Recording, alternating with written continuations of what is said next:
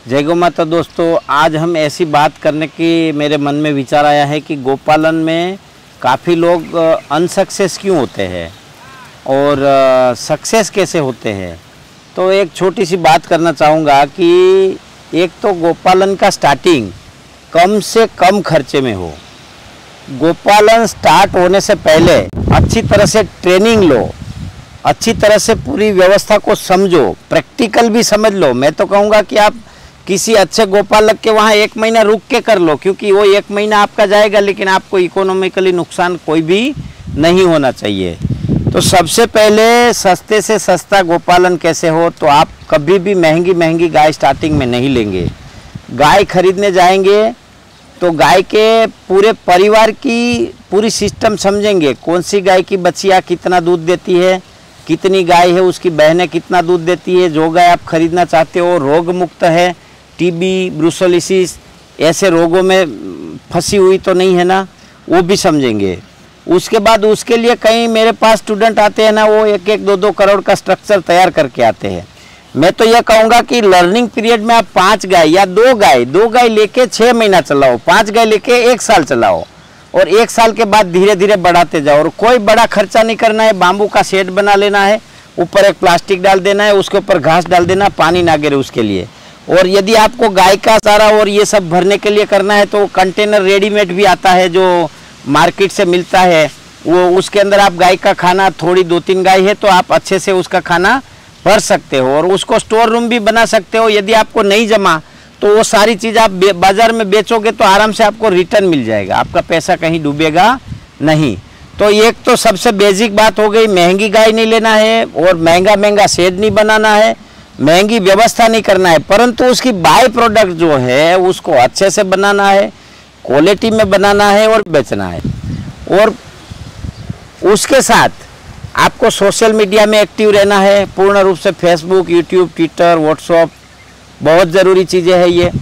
यदि आप अच्छे से अच्छी प्रोडक्ट गौशाला चला लेते हो और मार्केटिंग नहीं कर पाते तो भी आप फेल हो जाओगे। यदि आप अच्छे से अच्छी गौशाला चला लेते हो, मार्केटिंग भी कर लेते हो, लेकिन गौ संवर्धन में ध्यान नहीं दोगे, ब्रीड डेवलपमेंट में ध्यान नहीं दोगे तो भी आप फेल हो जाओगे।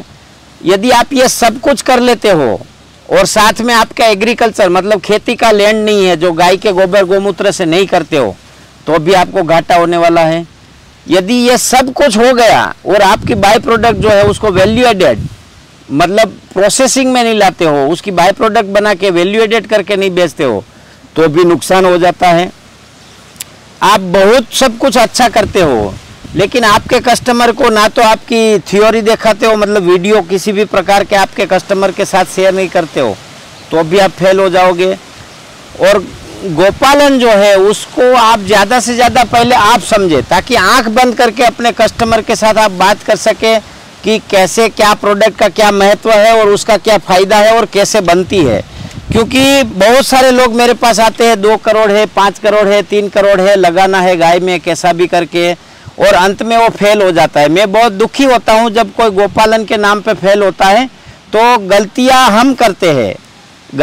हम करते हैं और बदनाम गोमाता को करते हैं।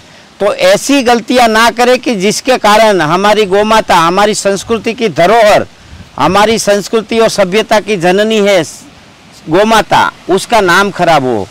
और दुनिया में कोई भी काम समझदारी के बाहर जाके करना, ये मूर्खता से बड़ा कुछ भी नहीं है। तो दुनिया में गोपालन भी पूर्ण सतर्कता से, पूर्ण समझदारी से और पूर्ण रूप से सक्रिय होने के बाद ही करेंगे। यदि हम सोचते हैं कि हमारा खेत गांव से 40 किलोमीटर दूर है, 2 ग्वाले रख देंगे और 60 गाय लेके रख देंगे, इतना इनकम होता जाएगा, तो बिल्कुल आप फंसने के रास्ते पे ही जा रहे हो। गोपालन जो है उसको जब तक आप परिवार का अविभाज्य अंग नहीं समझते हो तब तक गोपालन आपका सफल नहीं होगा।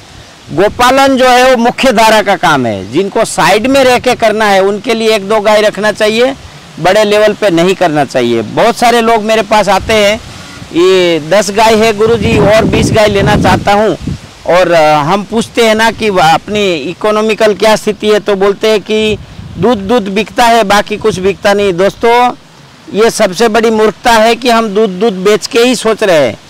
गोपालन जो है वो दूध बेचने का धंधा ही नहीं है, दूध तो उसकी बाय प्रोडक्ट है। गाय के आधार पे कृषि करो, गाय के आधार पे औषध निर्माण करो, गाय के आधार पे हर्बल कृषि करो, गाय के आधार पे पंचगव्य उत्पाद बनाओ। जब तक आपके पास 5 या 10 गाय है, उसका संपूर्ण रूप से गोबर व गोमूत्र आप उपयोग में नहीं ले सकते हो। गोबर, गोमूत्र और दूध उसका संपूर्ण रूप से उपयोग में नहीं ले लेते हो, बचा रहता है, तब तक आपको दूसरी गाय लेना चाहिए नहीं।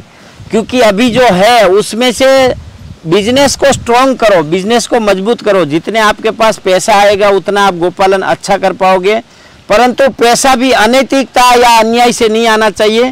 संपूर्ण रूप से सात्विक, पवित्रता और धैर्य से आना चाहिए। यदि इस प्रकार से आप सोच के आगे बढ़ते हो तो ही गोपालन होना संभव है, अन्यथा गोपालन बहुत बड़े घाटे का काम बन सकता है।